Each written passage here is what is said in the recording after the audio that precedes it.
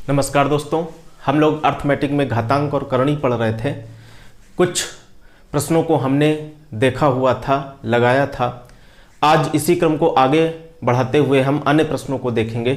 तो देखिए, अगर आपके एग्जाम में इस प्रकार का कोई भी क्वेश्चन आ जाए तो आपको बिल्कुल घबराना नहीं है। बहुत ही आसान क्वेश्चन होते हैं। इस प्रकार के बहुत से क्वेश्चन आप लोगों ने परीक्षा में देखे होंगे और बहुत से लोग छोड़ के आ जाते होंगे, और अभी हम बताएंगे तो देखिए आपको लगेगा कितना आसान क्वेश्चन है। तो क्वेश्चन बहुत आसान होते हैं, बस ट्रिक होती है लगाने की। तो देखिए, समझिए कैसे लगाया जाएगा। देखिए, एक बड़ा अंडर रूट है।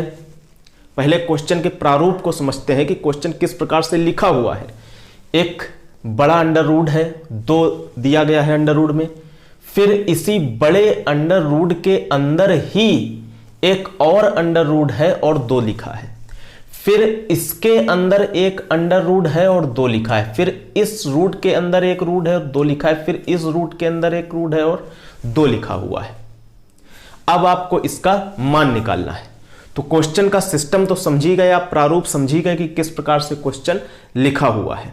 तो देखिए, लगाना बहुत ही आसान होता है इन क्वेश्चन को। सबसे पहले ये गणना करते हैं कि इसमें कितने अंडर रूट हैं। कितने हैं? 1 2 3 4 5, और 5 ही 2 हैं। 1 2 3 4 5। तो अंदर क्या है इससे हमको कोई मतलब नहीं है, बस अंडर रूट गिनेंगे हम। 1 2 3 4 5 अंडर रूट हैं।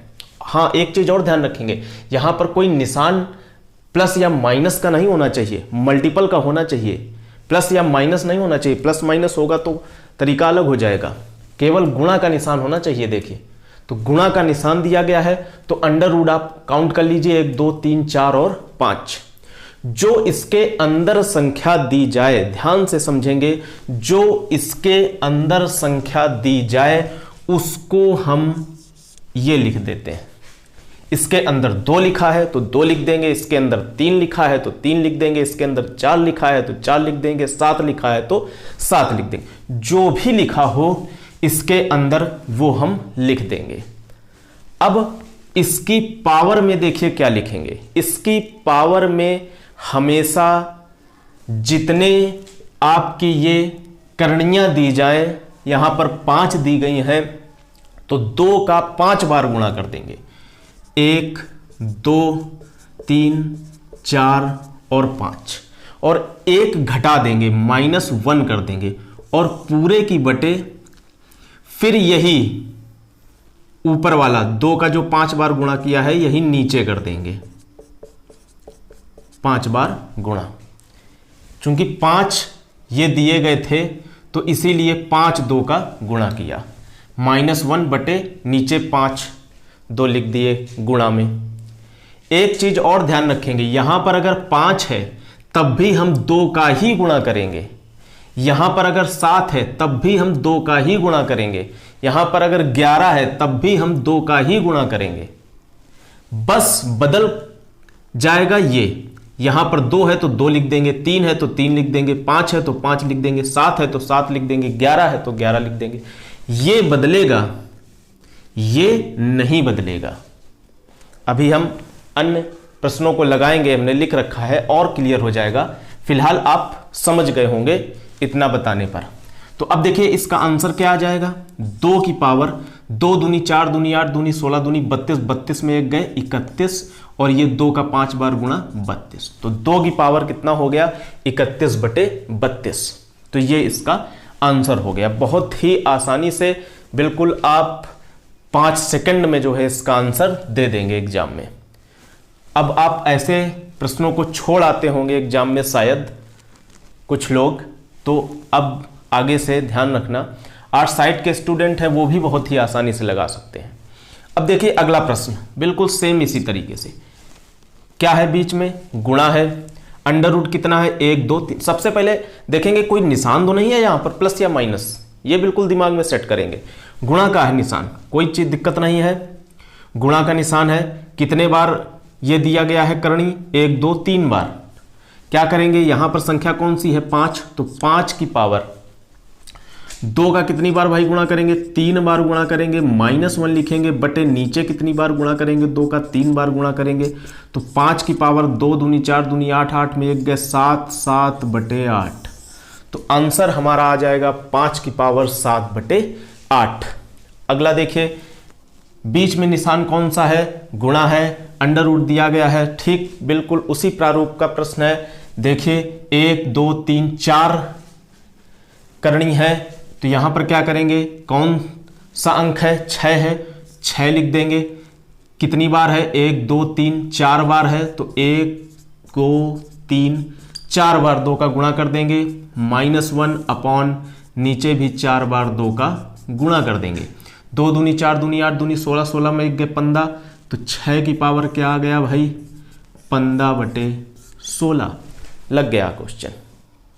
अगला देखिए, बीच में क्या है, गुणा है, करनी कितनी बार है, 1 2 3 4, तो 7 की पावर 2 का कितनी बार गुणा करेंगे भाई, 4 बार गुणा करेंगे, -1 कर देंगे, नीचे क्या कर देंगे, 2 का 4 बार गुणा कर देंगे, तो 7 की पावर क्या हो जाएगा, 2 दूनी 4 दूनी 8 दूनी 16, 16 में 1 गए 15, 15 बटे क्या आ जाएगा, 16 आ जाएगा।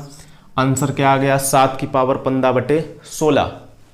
आशा करता हूं आप लोगों को इस समझ में आ रहा होगा बहुत ही आसानी से।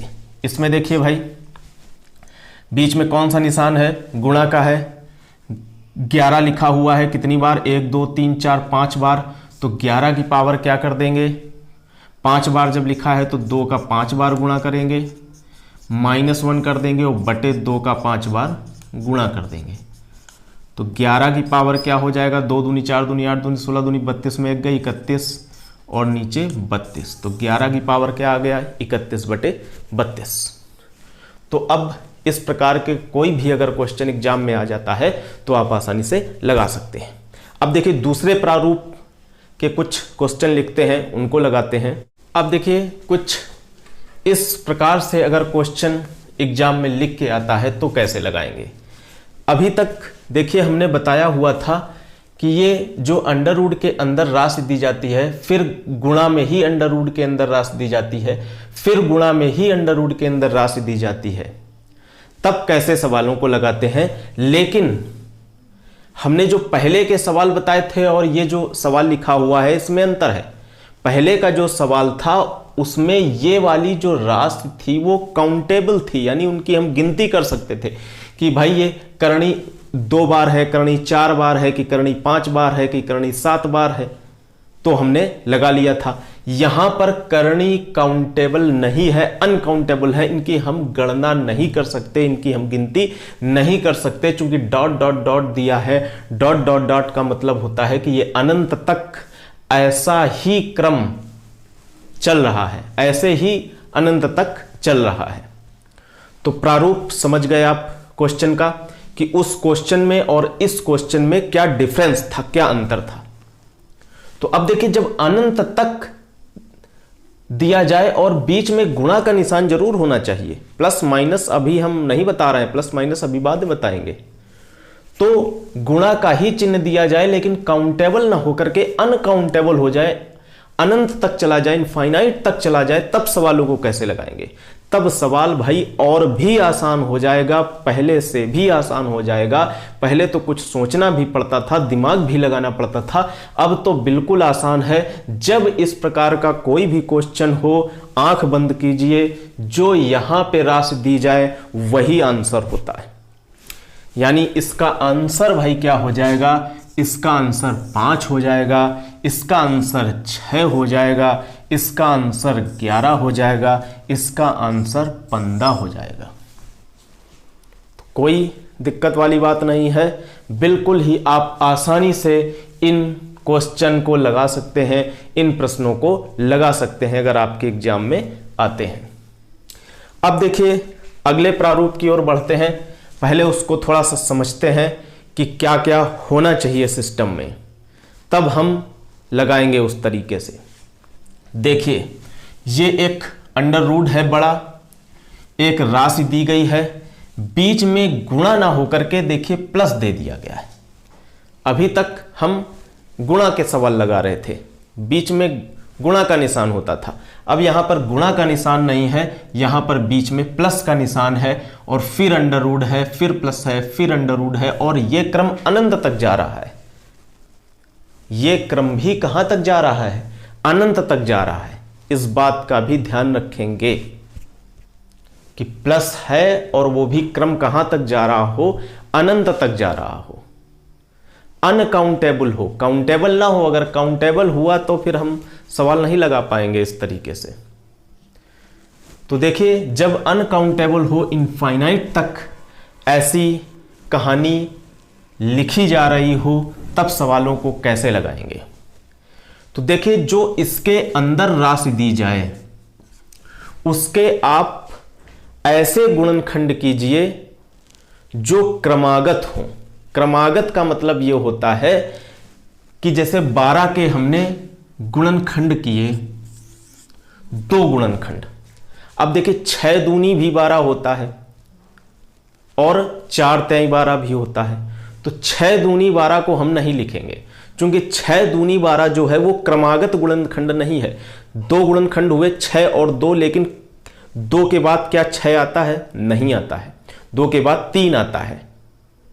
तो क्रमागत का मतलब ऐसे गुणनखंड 12 के किए जाएं जो क्रम में आते हो एक के बाद एक। जैसे आपने 12 के गुणनखंड किए 4 और 3, या कह दें 3 और 4। तो देखिए ये 12 के क्रमागत गुणनखंड है, क्योंकि 3 के बाद 4 आ रहा है, 4 के पहले 3 आ रहा है। ये क्रमागत गुणनखंड है। तो जो भी अंदर राशि दी जाए, अगर आप उस राशि के 2 क्रमागत गुणनखंड कर सकते हैं तो, नियम शर्त समझिए, अगर आप इसके 2 क्रमागत गुणनखंड कर सकते हैं तो, अगर आप क्रमागत गुणनखंड ही नहीं कर सकते हैं तब भी हम क्वेश्चन को नहीं लगा पाएंगे इस तरीके से, जैसे अभी बताएंगे। इस प्रारूप को समझिए, अगर हम अंदर लिखी हुई संख्या के 2 क्रमागत गुणनखंड कर सकते हैं तो इसके हम क्रमागत गुणनखंड फिलहाल कर सकते हैं। जिनके हम नहीं कर सकते हैं, अभी आगे क्वेश्चन आएंगे, समस्या हल हो जाएगी। फिलहाल हम 12 के 2 क्रमागत गुणनखंड कर सकते हैं। 4 तिहाई 12, 3 चौको 12, 3 के बाद आता है 4। तो जो बड़ी संख्या हो वो प्लस में लेनी है और जो छोटी संख्या हो वो माइनस में लेनी है। तो 12 के 2 गुणनखंड हुए 4 और 3। 4 बड़ी संख्या है और 3 छोटी संख्या है, तो बड़ी संख्या को प्लस में लेंगे यानी +4 हो जाएगा, छोटी संख्या को माइनस में लेंगे यानी -3 हो जाएगा। तो इस सवाल के 2 आंसर हो जाएंगे, +4 और -3।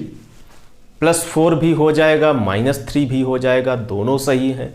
अगर एग्जाम में +4 देता है, -3 नहीं देता है तो +4 लगाएंगे, दोनों देता है तो दोनों लगाएंगे। ए में लिखा है +4, बी में लिखा है ऑप्शन में -3 और सी ऑप्शन कह रहा है कि बोथ, तो बोथ में लगाएंगे।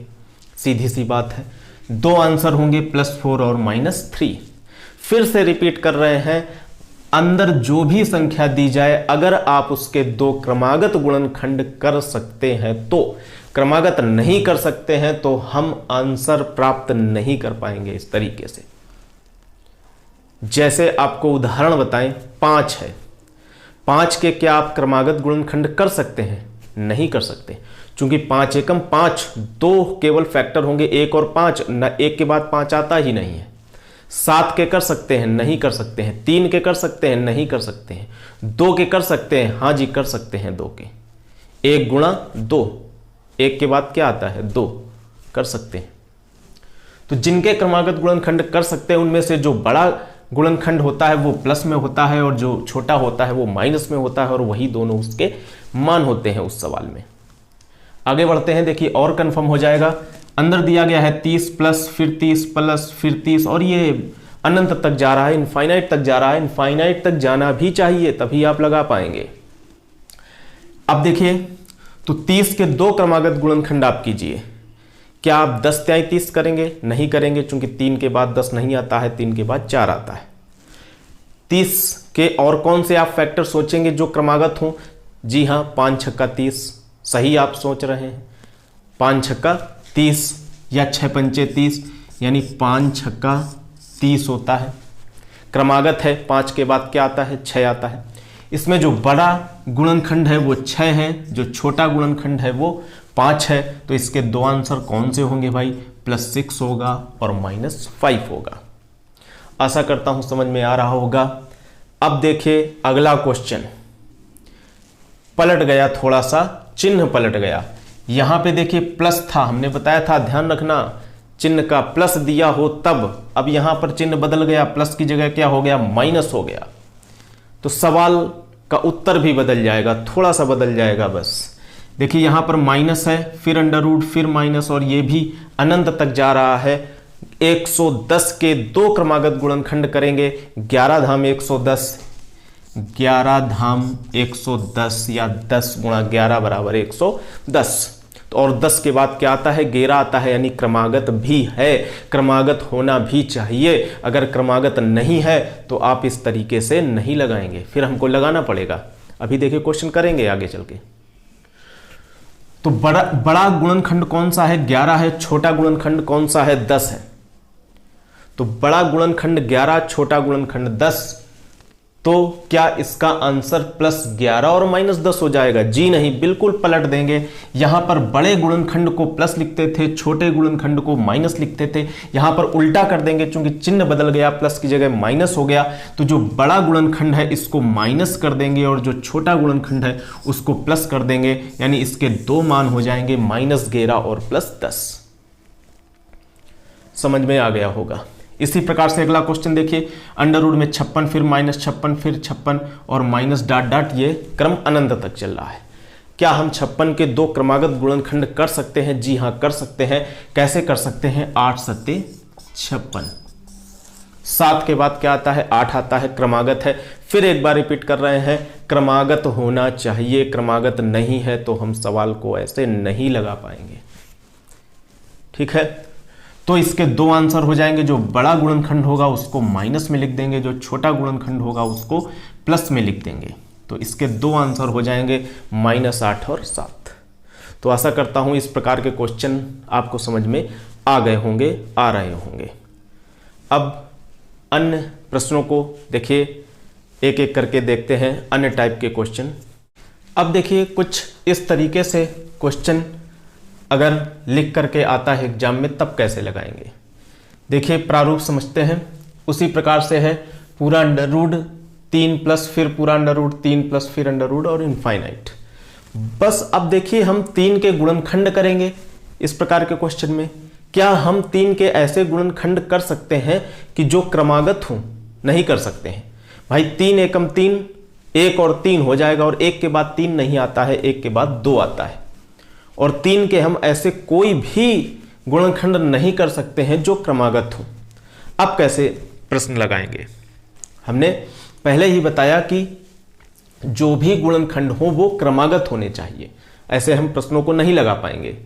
तो देखिए इस टाइप का क्वेश्चन कैसे लगाएंगे। सबसे पहले क्या करते हैं कि दोनों पक्षों का वर्ग कर देते हैं, और जब हम वर्ग करेंगे तो हमें मालूम है कि वर्ग करने पर अंडर रूट हट जाता है, रूट हट जाता है। तो ये एक जो बड़ा रूट दिया है, ये देखिए सबका, जिसके अंदर ये सब बच्चे हैं छोटे छोटे, बड़ा ये है। तो ये जो बड़ा अंडर रूट दिया गया है, वर्ग करने पर ये हट जाएगा। और जब देखिए ये हट जाएगा तो 3 जो है वो अंडर रूट के बाहर हो जाएगा, और प्लस के अंदर ये जो राशियां हैं ये सब बनी रहेंगी। ये जो छोटे छोटे बच्चे हैं अंडर रूट के अंदर, ये सब बने रहेंगे इनफाइनाइट तक। केवल बदलेगा कौन? ये अंडर रूट जब हट जाएगा तो ये 3 बाहर आ जाएगा, 3 को मुक्ति मिल जाएगी अंडर रूट से जब हम वर्ग करेंगे। तो इस प्रकार के क्वेश्चन को हम लगाते ऐसे हैं कि दोनों पक्षों का वर्ग कर देते हैं। तो जब दोनों पक्षों का वर्ग करेंगे तो इधर हो जाएगा x² और ये 3 अंडर रूट से बाहर हो जाएगा, प्लस ये सारे के सारे बने रहेंगे। देखिए ये 3 प्लस फिर ये under root 3 plus dot dot अनंत। ये सब बने रहेंगे, केवल ये बाहर निकल आएगा ये जब वर्क करेंगे। अब क्या करते हैं कि ये जो बचे इनको हम सबको x मान लेते हैं, x square equal to 3 plus x हो जाता है। सबको x मान लीजिए। वर्क करने के बाद इस x को इधर ट्रांसफर कर दीजिए, एक्स स्क्वायर माइनस एक्स हो जाएगा और 3 इधर आएगा, -3 बराबर 0। इस प्रकार से एक समीकरण बना लेंगे। अब इस समीकरण को श्रीधराचार्य की विधि से हल करेंगे। श्रीधराचार्य की विधि क्या होती है, जो मैथ के स्टूडेंट हैं वो जानते होंगे, जो आर्ट के हैं वो समझ लें। देखिए श्रीधराचार्य का मेथड ये होता है कि जब फैक्टर नहीं होते हैं, जैसे किसी भी प्रकार से हम इनके फैक्टर कर लेते हैं, यहाँ पर फैक्टर नहीं होंगे, स्वाभाविक है नहीं होंगे सवाल में, आपको श्रीधराचार्य का प्रयोग करना पड़ेगा। तो श्रीधराचार्य क्या होता है, देखिए अगर इस प्रकार से कोई भी राशि लिखी है ax square plus bx plus c बराबर 0 और आपको x का मान चाहिए, तो फार्मूला होता है -b plus minus under root b square minus 4ac पूरे की अपॉन 2a। एक्स स्क्वायर का जो गुणांक होगा वो a होगा, x का गुणांक जो होगा वो b होगा और जो कांस्टेंट राशि होगी वो c होगी। और x का मान निकालने के लिए इसमें रख देते हैं, एक बार प्लस चिन्ह ले लेंगे, बाद में एक बार माइनस चिन्ह ले लेंगे, वो बात की बात है। फिलहाल आप ये श्रीधराचार्य विधि को जानिए। तो यहाँ पर देखिए ax स्क्वायर, एक्स स्क्वायर का गुणांक कितना है 1 है, तो यहाँ पर a बराबर कितना है 1 है। bx, b का गुणांक कितना है यहाँ पर -1 है, x का गुणांक -1 है, c कांस्टेंट कितना है -3 है। श्रीधराचार्य में फिट कर दीजिए तो x बराबर -b और ये खुद माइनस में है तो 1 हो जाएगा प्लस का, plus minus under root b square -1 का स्क्वायर, और जब -1 का स्क्वायर करेंगे तो +1 आएगा, क्योंकि -1 का स्क्वायर मतलब -1 गुणा -1 तो +1, तो b स्क्वायर जब करेंगे तो 1 आ जाएगा, -4 इंटू a का मतलब 1 और c का मतलब -3 पूरे की बटे 2a यानी 2 इंटू 1, a का मान 1 है।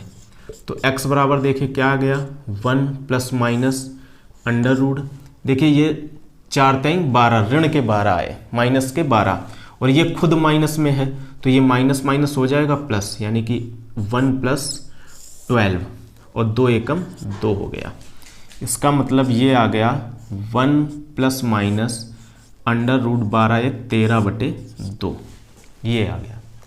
एक बार हम प्लस चिन्ह ले लेंगे, x के 2 मान होंगे, यहाँ पर भी 2 मान होंगे, एक बार प्लस चिन्ह लेने पर आएगा और एक बार माइनस चिन्ह लेने पर।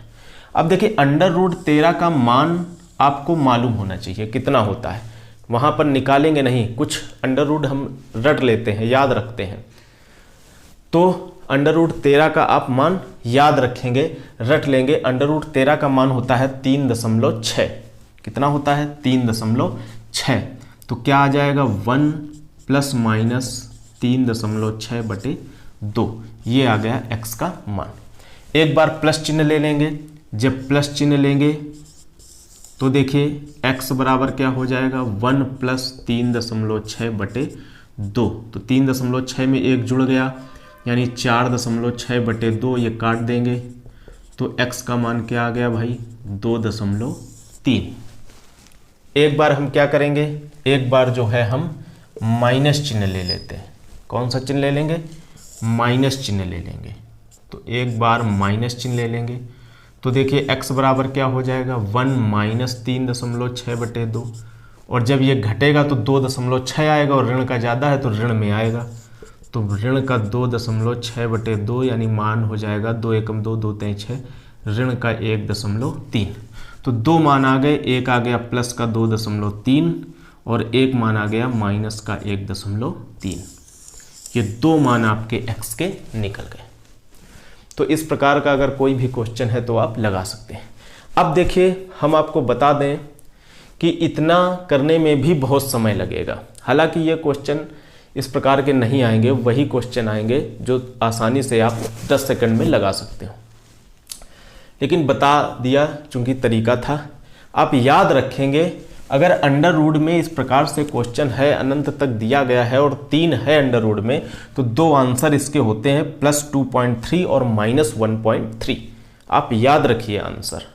कुछ प्रश्नों के आंसर याद भी करने पड़ते हैं, तरीका मालूम होना चाहिए, लेकिन याद भी रखते हैं क्योंकि वहां पर हमें समय नहीं होता है तुरंत टिक कर सके। तो कुछ प्रश्नों के आंसर याद रखिए, जैसे इसका इस टाइप का दिया जाए तुरंत याद रखिए, आप दिमाग में फिट कर लीजिए +2.3 -1.3, तुरंत आप निशान लगा दीजिए। 2 आंसर होंगे इसके, तुरंत 3 देख के ही लगा दीजिए, +2.3 -1.3, +2.3 -1.3, ये 2 आंसर याद रखिए।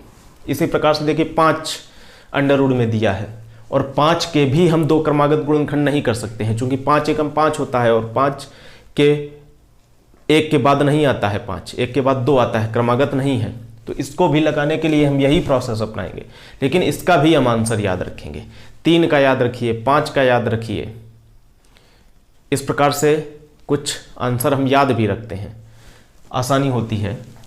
तो कैसे लगाएंगे इन सवालों को? दोनों पक्षों का वर्ग करेंगे और जब दोनों पक्षों का वर्ग करेंगे तो ये अंडर रूट बड़ा वाला हट जाएगा भाई, 5 हो जाएगा और ये वाले सब बने रहेंगे।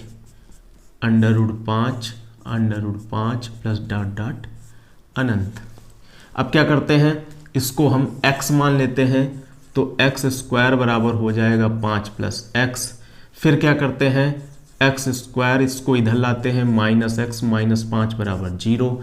फिर तुलना कराते हैं ax² + bx + c बराबर 0 से, तो a बराबर 1 है, b बराबर -1 है और c बराबर -5 है।